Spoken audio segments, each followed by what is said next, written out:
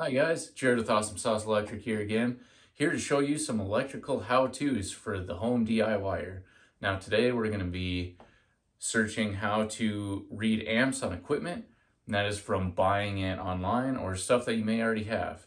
The importance of it and how to read them. All right, let's get into it. All right guys, so first we're going to find out how to find our amps.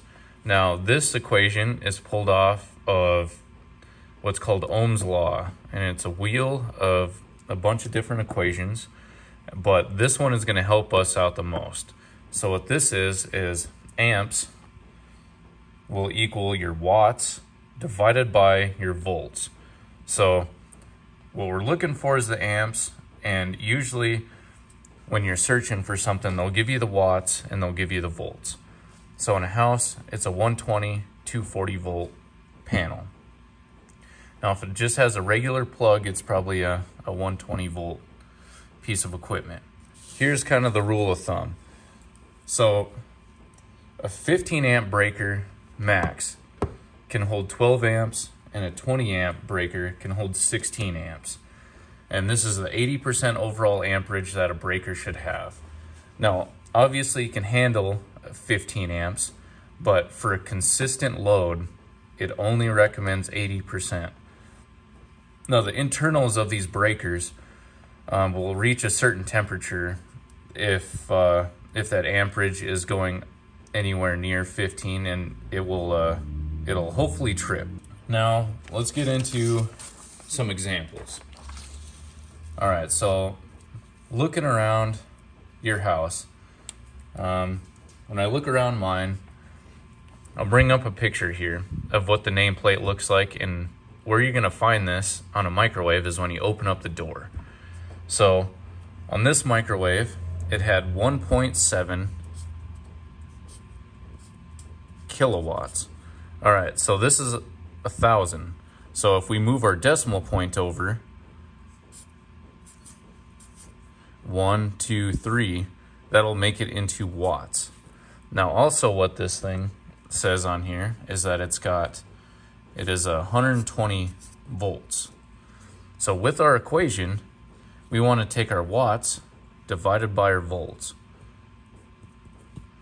And when we divide those together, we will get about 14.2 amps. So with that being said, we come back to this. 16 is max. So that's getting pretty close to 16, right? So most of the time when you're wiring new houses, microwaves will be on their own circuit just because of this, because microwaves are getting pretty big nowadays. And let's say a second one, say you're shopping for meat grinders, for sausage or for a deer or anything. Mine particularly, I'll bring up a picture here. It is a 2,000 watt max. So let's just do the math on that, and we'll divide that by 120 volts. Now this comes out to 16.7 amps. Now that's over what our max amperage is for a 20 amp circuit, right? But you gotta remember, this is max for that grinder. It ain't gonna be running at that constantly. So granted, there is still a lot of amperage getting pulled off that. You probably don't want to be running anything else on that circuit if you're going to be using that. So something very common, space heaters. This, for an office or even your house, if you got a little office in your house. The one we particularly have here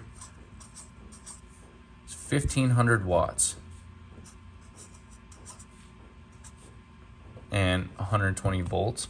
So that's going to be 12.5 amps.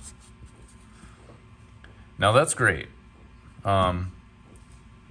That's about what space heaters kind of run at, but if you have anything else with a decent amount of amperage running on it, that's gonna trip.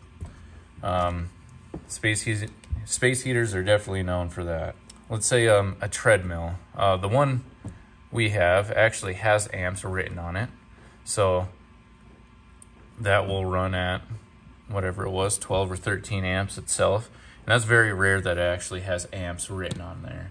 a normal amperage for garage heaters, let's say 5,000. Now this is gonna sound like a lot compared to these other ones, but when we put in a 240 volt, now this will help out what our amps will be at the end. So this will come out to be around 20, a little over. Now since that is clearly over our max of 16, this will have to be a 30 amp breaker.